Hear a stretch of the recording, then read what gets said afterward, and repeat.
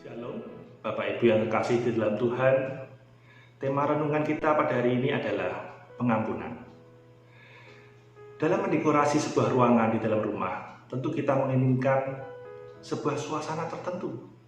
Misalnya, jika ingin membawa suasana taman yang asri ke dalam ruangan, kita akan meletakkan pot-pot bunga dan tanaman di sudut ruangan atau di atas meja. Atau menginginkan suasana pantai di ruangan keluarga, kita bisa menaruh beberapa bentuk kerang yang unik, hiasan meja berbentuk ikan, juga akuarium yang indah. Sekarang di bulan keluarga ini sebagai anak Tuhan, suasana apa yang hendak kita bawa ke dalam keluarga kita? Pernah ada sebuah pertanyaan, begini bunyinya, apakah yang harus selalu tersedia di dalam keluarga yang hangat dan mesra? Dan mengapa itu adalah pengampunan?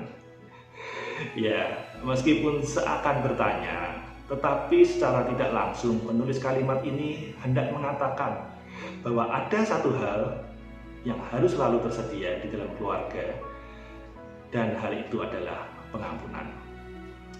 Sedemikian indah suasana yang muncul jika selalu ada pengampunan di dalam keluarga. Seandainya pengampunan itu adalah sebuah barang, pasti akan tercetak di kemasannya produksi surga atau made in heaven. Ya, karya keselamatan yang dirancang dan dibuat Tuhan dengan luar biasa itu diawali dengan tindakan pengampunan atas dosa kita. Pengampunan adalah sebuah tindakan nyata yang indah dari sikap kasih. Mari kita lihat mengapa pengampunan itu begitu indah. Kita baca di Yohanes 8 ayat 11b, di mana Tuhan Yesus memberikan pengampunannya terhadap seorang perempuan yang kedapatan berzina. Yohanes 8 ayat 11b, lalu kata Yesus, "Aku pun tidak menghukum engkau, pergilah dan jangan berbuat dosa lagi mulai dari sekarang." Ada 3 hal yang indah dari pengampunan yang Yesus tunjukkan. Pertama, dengan sangat jelas tertulis dan kita pahami bahwa dengan pengampunan kita dibebaskan dari hukuman yang seharusnya kita terima. Beban berat yang menekan dari perasaan bersalah, Tuhan angkat. Luka dari rasa penyesalan yang sangat dalam, Tuhan sembuhkan. Perasaan putus asa menyiksa, Tuhan ganti dengan kelegaan. Sungguh indah, bukan?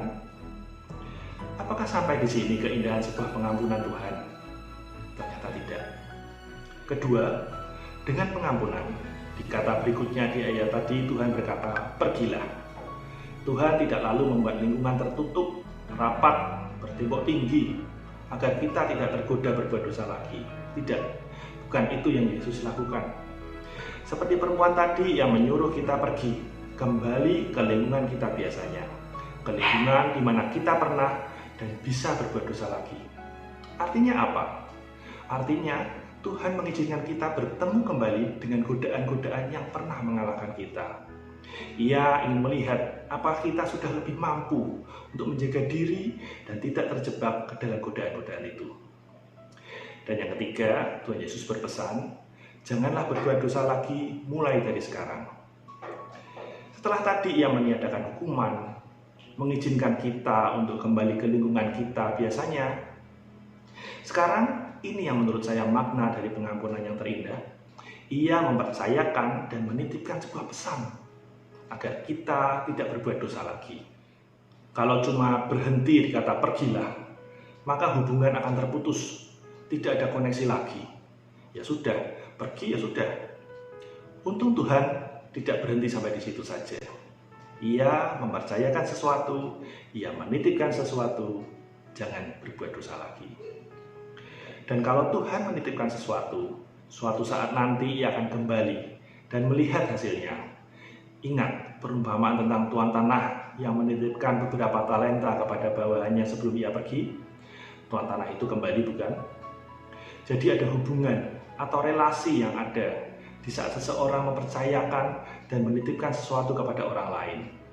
Contoh gampangnya, jika kita menitipkan sebuah barang kepada seorang pengemudi ojek online, pasti kita mempercayai bahwa barang titipan kita akan dijaganya.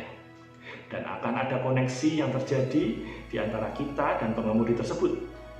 Melalui gadget, kita bisa melihat posisinya ada di mana, berapa lama lagi akan sampai ke penerima, dan saat barang sudah sampai di titik akhir tujuan, kita sebagai penitip barang akan mendapatkan laporannya.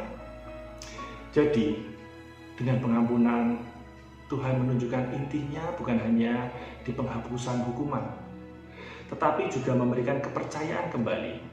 Dan itu membuat sebuah hubungan menjadi makin dekat. Hubungan di mana kita bisa saling merasakan sebuah kedekatan. Pengampunan bahkan akan memulihkan hubungan yang mungkin sudah terputus sekian lamanya. Jika di dalam setiap keluarga anak Tuhan selalu tersedia pengampunan, betapa indahnya suasana di dalam keluarga tersebut.